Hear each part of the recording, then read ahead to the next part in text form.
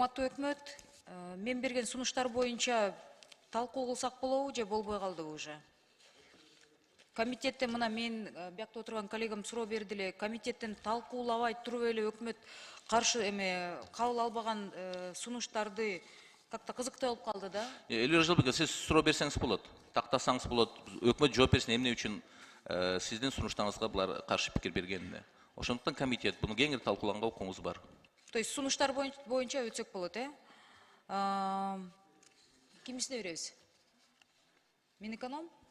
Ким жооп берет? Министр экономики жооп берет. Таньяр Мырза, можно у вас спросить, да? Вот по моим предложениям давайте пройдемся тогда с вами. Вот я предлагала привести в соответствие понятие налога, да? Вот согласно кодексу, мы под налогом понимается обязательный, индивидуально безвозмездный денежный платеж, взимаемый с налогоплательщика в соответствии с налоговым законодательством. Но так как вот мы в прошлый раз обсуждали, это слишком широкая интерпретация, да, удобная для налоговых органов, для Кабмина. И я вот предлагала установить, как должно быть, чтобы привести в соответствие с частью 2 статьи 18 Конституции, где право установления налогов принадлежит Оргкеңешеву, но вы не приняли. Вот. По первым прокомментируйте. Ну да, никакой там трагедии нет, но я не знаю, почему Кабмин так отреагировал. Потом второе тоже по Конституции, да, вот согласно Конституции. Я предлагала дать право налогоплательщикам запрашивать информацию о причинах всех осуществляемых в их отношении проверок. То есть вы платите государству налоги, да, допустим, налогоплательщик, но запросить относительно этих проверок у налогоплательщика прав нет. Почему? То есть вы в нынешней предлагаемой своей редакции убираете Кабмин против, и вы хотите оставить право уточнять только по поводу выездных проверок.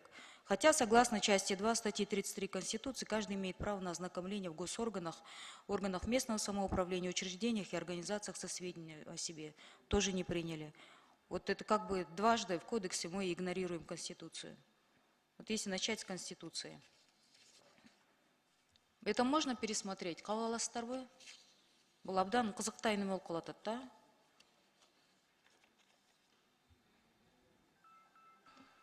Данияр Жолдошевич, жооп бересиз бе? Сейчас, секундочку. Дальше давайте пройдем, да, тогда? Согласно Кодексу о нарушениях, индивидуальные предприниматели, имеющие право найма, несут такую же ответственность, как и юридические лица. А в новых поправках идет резкое увеличение различия в штрафах физических и юридических лиц. Почему это несправедливо в отношении малого бизнеса, да, мы говорим? Потому что часто индивидуальный предприниматель, вот малый бизнес, да, Данияр Мекович, малый бизнес. Представьте, 365 дней в одном магазине человек не может сидеть один. Он может заболеть, он может элементарно по каким-то нуждам выйти куда-то, да, отсутствовать. И вот если этот человек нанимает кого-то, ну, так же, как и фермер, одно поле один не вспахивает, да? То есть, если человек нанимает кого-то, да, вот в чем проблема, да? Мы их штрафуем как, уже не как индивидуальных предпринимателей, а как юридических лиц. Почему в регионах и вот такие бунты будут происходить?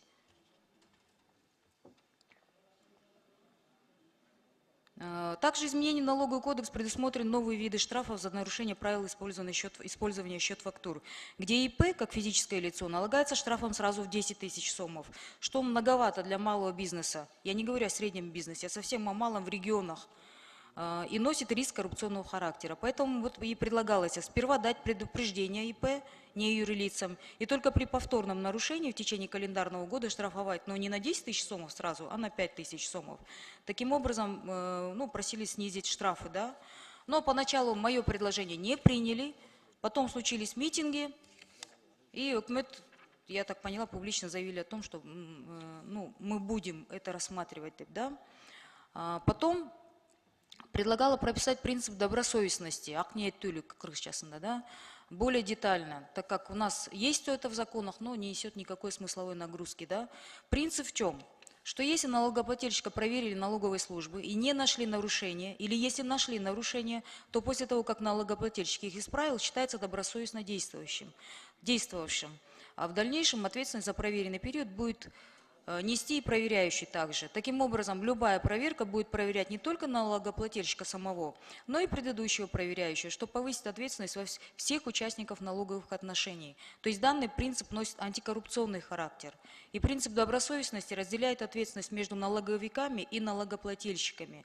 Тем самым мы усиливаем ответственность и налоговиков, так как сейчас ответственность вообще никакая не предусмотрена. И в предлагаемых редакциях их также еще и убрать хотят. И ожидаемо наши службы, естественно, выступили против. То есть никак не хотите усилять ответственность налоговых служб. Понимаете? Я прочту все предложения. Приводим нормы в кодексе в соответствии с Конституцией. То есть в Конституции прописано, что разъяснение по нормам кодекса дает уполномоченный орган. И согласно Конституции, это Джогор Кенеш, частично Данияр Мырза приняли, то есть обязанность устранения противоречий в кодексе на ЖК переложили, нам дали толкование, но разъяснение по всему налоговому законодательству будет давать уполномоченный орган, ну, вы мне так ответили, да? То есть, получается, это вот противоречие, ну, по закону об НПА, где написано, что каждый госорган дает толкование и разъяснение только по тем НПА, которые сами издали. А у нас ведь налоговый орган, ну и Минэконом, вы же не издаете законные?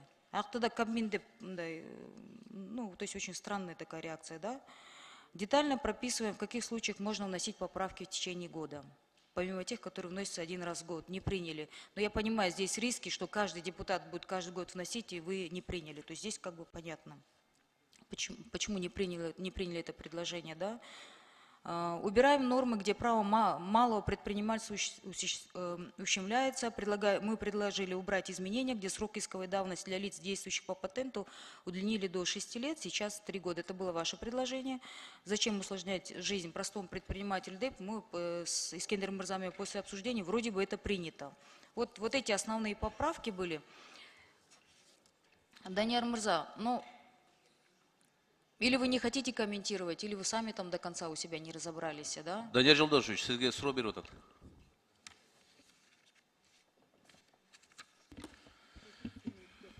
Почему я все эти вопросы задаю, Данияр Микович? Президент кечөө нарынға барып атат, да? Президент барып атат. Анан мен указ президенттан көтөрдүм. 542 указ от 2 декабря 2021 года.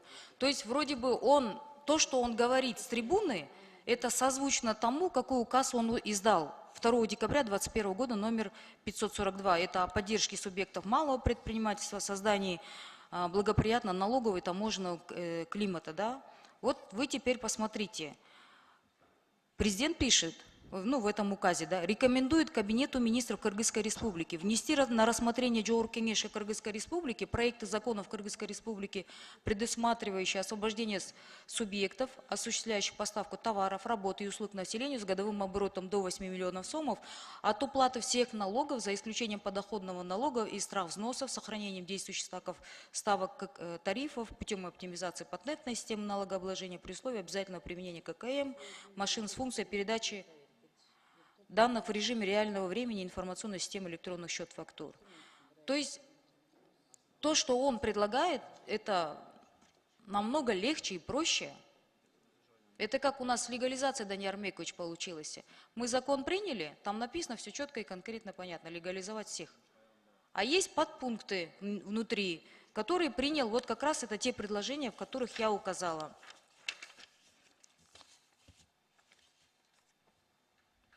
Позвольте ответить, да? Да, на бумаге-то все, в указах-то все просто и понятно Игорь написано. Джавлетович, А в вот- реальной жизни башкачу Латпаева.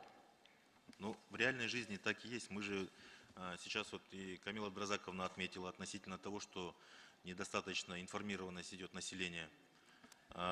Сейчас спросите каждого, кто вышел на митинг, он прекрасно понимает, что такое ККМ, что такое ТТН, ставки налогов, как оплачиваются. Вопрос того, что идет саботаж. Не хочу я этого делать, и все. Так бывает? Так не бывает. Если диалог, то он должен быть конструктивным. Возможно, ставки налогов, они завышены, они не посильны и не посильны для бизнеса, возможно.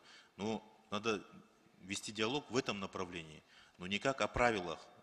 В указе президента четко обозначено, что до 8 миллионов сомов, оборот чей не превышает годовой 8 миллионов сомов, предполагается полное освобождение. И в предыдущей редакции налогового кодекса, и в действующей редакции налогового кодекса, и в предлагаемой редакции налогового кодекса патентная система работает до 8 миллионов сомов. Свыше она не должна работать априори. И налоговый кодекс 96 года, он постоянно идет с данным принципом. И патентная система, она была вынуждена временной мерой. Но сейчас мы отходим, и это не решение этого кабинета министров или действующего президента, как вы подчеркиваете. Это решение было самой реформы налоговой системы. И мы не должны отходить от реформ, мы должны идти и стремиться вперед, усовершенствования. Сейчас принято решение со стороны президента относительно 0,5. Но ниже 0,5 ставки такой нету налогов. Ни в одной стране. Просили привести пример по Узбекистану, Казахстану, в Российской Федерации. Ставки примерно одинаково приняты были. Ну, конечно, масштабы бизнеса разные. Поэтому и принято решение 0,1% с оборота. Но ниже 0,1%, я не знаю, уже, наверное, 0 надо поставить тогда и ничего не платить. 0,5% при обороте от скольки? Подождите, 0,5% при обороте от скольки до скольки? От 8 до 30 миллионов сомов. Потому что вице-премьер Касымалиев от 8 до 30, да, говорите? Да, в предлагаемом проекте решения Это вы сейчас приняли, да? Не сейчас, это мы уже с этим налоговым кодексом с вами уже практически год. В проекте, внесенном проекте, он сейчас так. Даниил Мекович, Даниил Мурза, если все хорошо, вы говорите, люди все саботажем занимаются, то есть все контрабандисты, все преступники там бунтуют, да? Нет, я не говорю, что это все преступники. А Минэконом стал налоговым органом? Вы о социальной части населения, о социальных вопросах тоже должны думать. Почему люди бунтуют? Эльвира Почему это Джанбековна, сложно? Наша задача... Силовым методом просто ходить и заставлять. Вот мы так решили, идите повесьтесь, но вы должны это принять. Вы должны это сделать. Мамиле Улатпаева. Не просто так же там все сложно. Эльвира Джанбековна, реформы никогда не были простыми. Единственный вопрос, что государство должно помогать в этих реформах. А как вы помогаете? Как вы помогаете Мы на местах бизнесу, скажите? Непосредственно вот мы сейчас принесли к вам решение о том, что снижать именно штрафные санкции. Мы понимаем, что эту реформу внедрить очень сложно. Поэтому на первом этапе это предупреждение. И это не ваше предложение было, это было предложение изначально в этой редакции Его закона. не было изначально, я бы иначе не предлагала бы. Искендер Мырза, мы же это обсуждали с вами. Изначально решение было по снижению применения ККМ, штрафных санкций. На первом этапе это предупреждение. При защите в первом чтении он Покажите мне, как у вас это было изначально. У вас это не было прописано изначально. Пожалуйста, не обманывайте. Не было. Где там черным по белому написано снижение первого? Я никогда никого не обманывал и не обманываю. Ну как это не обманываю? У вас были общественные Стенограмму поднимем слушания. давайте. У вас были здесь общественные слушания, мы здесь все с вами сидели. Даниил Жолдошевич. Люди возмущались. Эльвира Жолдошевна, я Вы извиняюсь. одно говорите. У нас в прошлый раз тоже, когда вас не было, Даниил Армекович, вот я здесь вела в зале это заседание. То же самое. Люди говорят, они отвечают, но по факту на бумаге же Я этого не извиняюсь, было. конечно, но я никогда никого не Мегащин обманывал. Даниил Я не имею Жолдошевич. права здесь обманывать. Даниил У Жолдошевич. вас Есть это стенограмма. не прописано было. Есть стенограмма. Вы принесите. Зачем тогда депутатам вносить, если это было прописано? Рұқсат берсеңіз, Азыр рұқсат берсеңіз, Луик Алешевич, Даниил Жолдошевич, мен сізден сұранып кетемін. Бұл жерде мындай эмоцияға алынбай, сұрауға жауап беріңіздер. Азмаз біз сыйлайлы, тәртіпті сақтайық. Зачем вы сейчас манипулируете словами? Эльвира Джанбековна, кішкене тура емес балким түшініп қалғандар ККК-ны. ЭТТ бойынша тура айтып атасыз. Біз азыркы сунуштан кейін биринчи предупреждение. Жоны мойныңарга алгылады өкмөт. Мойнуңузга Ну зачем тогда сейчас вы меня выставляете так, как будто я обманываю? Эльвира Джанбековна, ККМ бойынша деп түшүнүп калды министр. ККМ бойынша айтып атат. ККМ бойынша мен да айтып кетейин, бар болчу долбоордо. ЭТТМ бойынша кийин биз макул болуп киргиздик аны. Анда министриңизге четко президент указы боюнча суроо. Подоходные уплаты, вот президенттин указында пишет, до 8 миллионов с годовым оборотом жазып атасыңар, да? То есть без права найма деп атасыздар. Туурабы, Данияр Мырза? Да, совершенно верно. Я только что привела пример. Я извиняюсь, Данияр Мекович, кечирим сурайм, сен төрага катары, мен кичине эмоция алдырып атам, потому что это все равно, это вот эти есть бунты, булар түшүнбөй атат, да?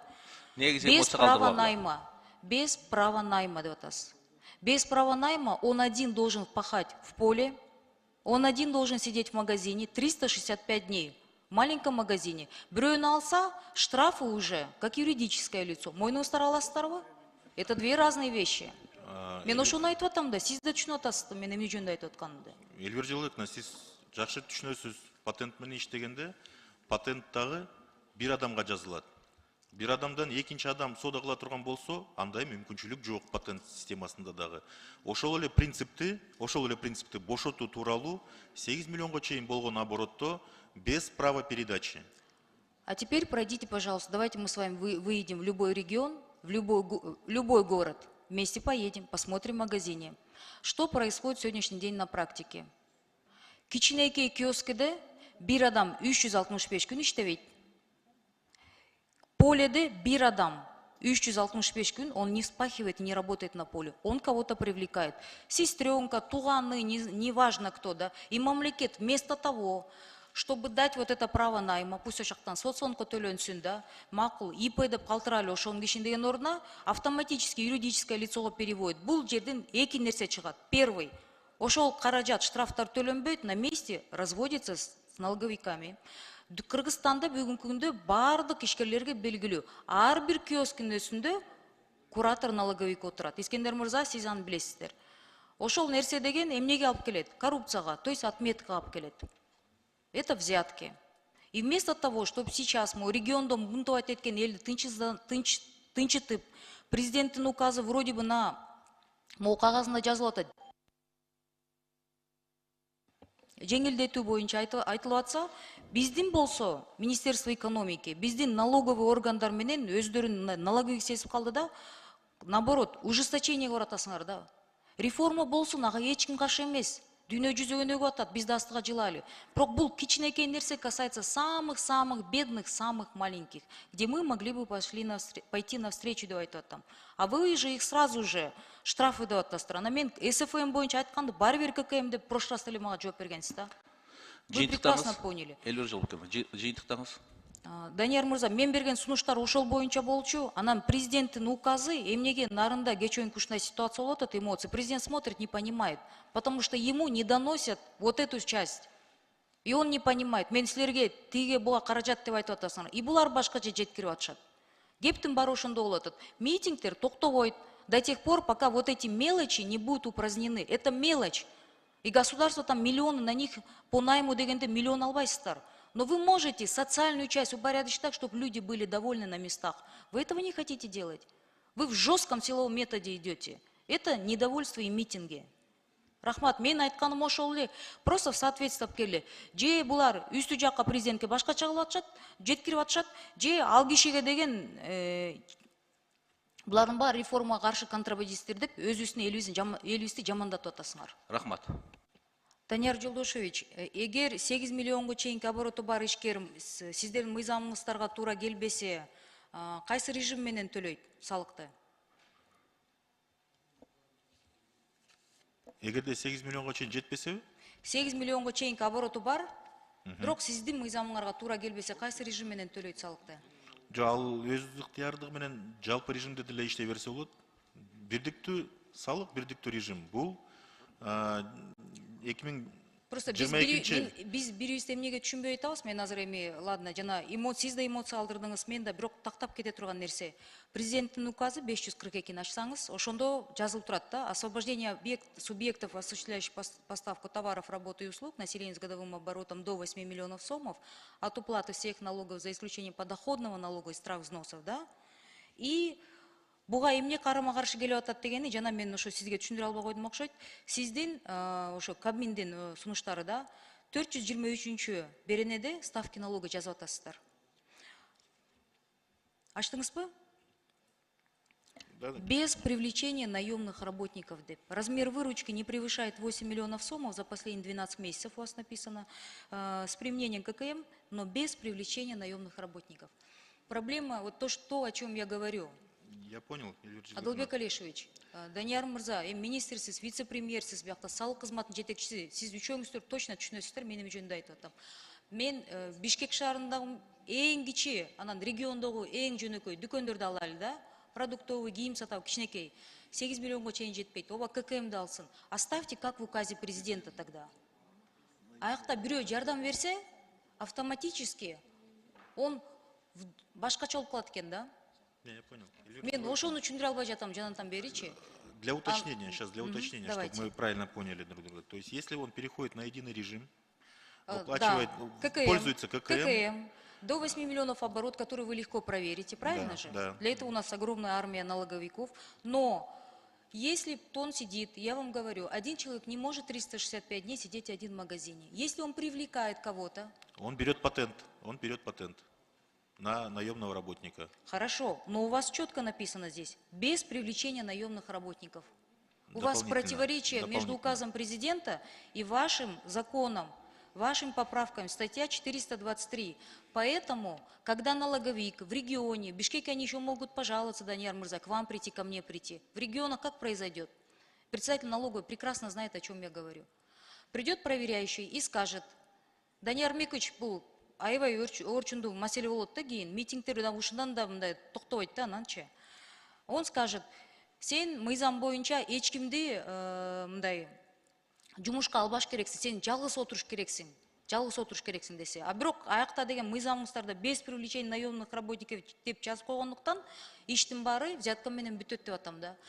Мамлекет эмнеге министрлик жана мен сиз тарынбаңыз, сиз налоговый орган эмес да, сиз министрлик, экономика министри, сиз социалдык жагында карагыла дегенде, государству же выгодно, если он пишет, президент в своем указе, за исключением подоходного налога и страх взносов, то есть государство заинтересовано, пусть платится подоходный налог и страх взносов, не в смысле обязать брать, но и не сопротивляться, оставить только 8 миллионов ограничений. Неужели нельзя? Элбер Жалалдин. Кыскача жооп бериңиз, жыйынтыктайлы. Рұқсат берсеңіз, Себеби 2 мүнөттөн деп бердик уже. Бул кичи ишкер болгондон кийин анда мындай кылбайлыбы? 2 наемныйга уруксат берели.